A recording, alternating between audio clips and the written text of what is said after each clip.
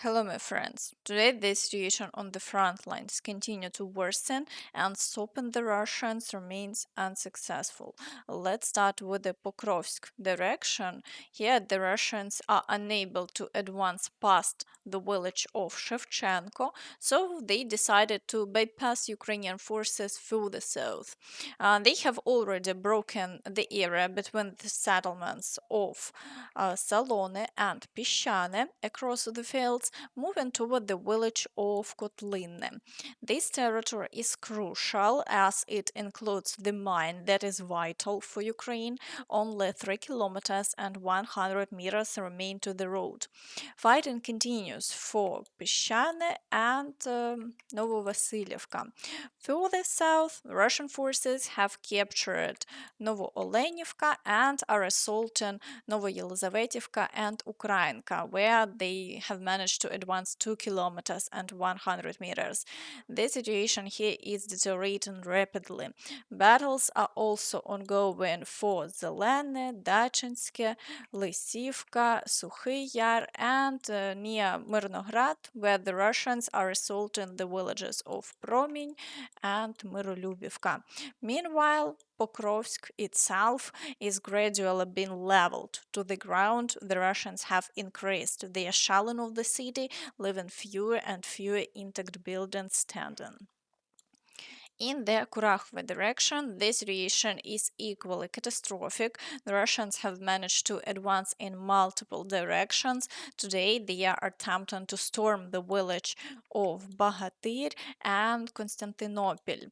They are also advancing in the Slovyanka area to connect the front line and encircle Ukrainian forces.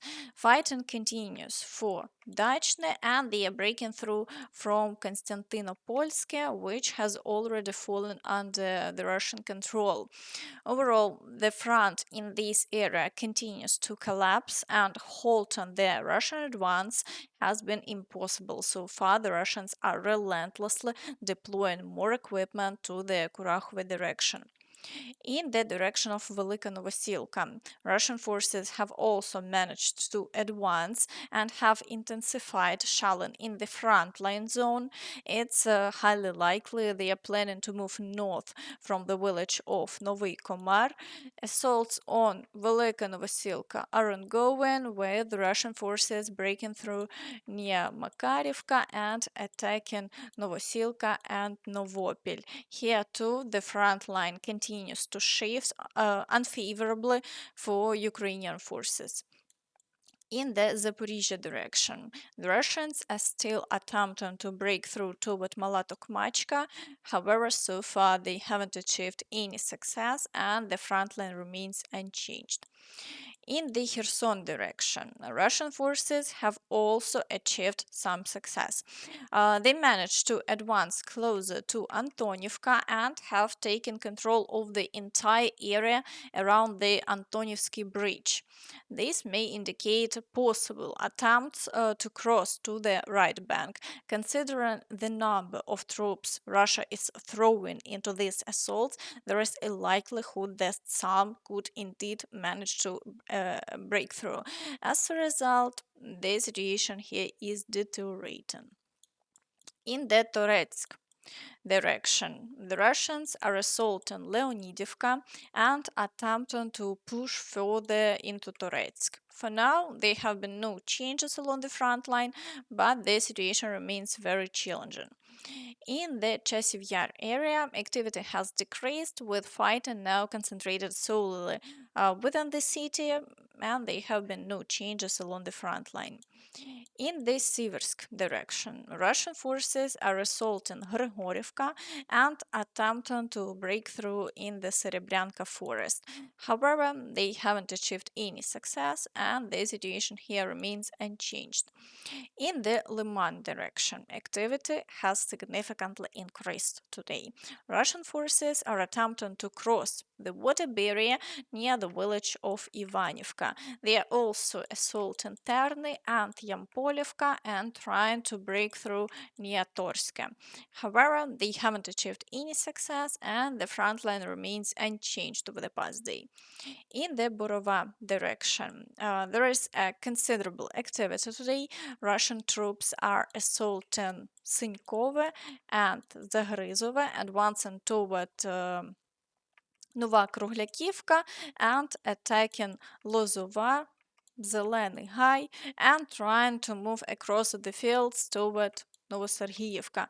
Despite this, no changes have been observed in the past day as the Ukrainian forces continue to repel all attacks. In the Kupiansk direction, activity has also increased. Russian forces are attempting to assault Kucherivka and Petropavlivka. Reports indicate clashes near Sinkivka as well. However, there have been no changes to the front line over the past day.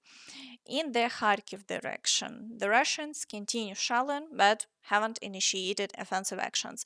The front line here remains unchanged. Meanwhile, in Vovchansk, fighting continues, but the Ukrainian forces have successfully repelled all attacks.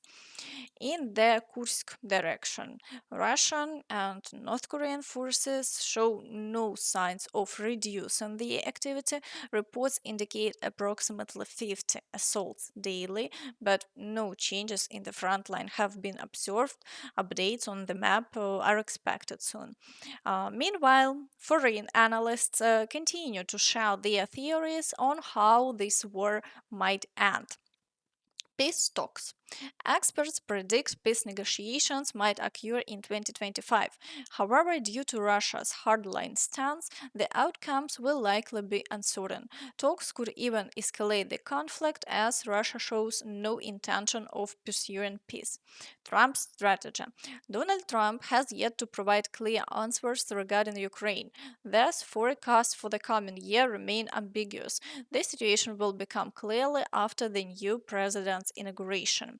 The issue of the war in Ukraine will be intertwined with US plans regarding China and Iran shaping the approach to Ukraine. Elections in Ukraine. If hostilities cease in early 2025, it could pave the way for elections. However, the most probable scenario is the continuation of war and prolonged negotiations throughout the year. Predictions of spring 2025 elections seem overly optimistic unless the war ends by January. As it stands, no one knows for sure and everything remains speculative.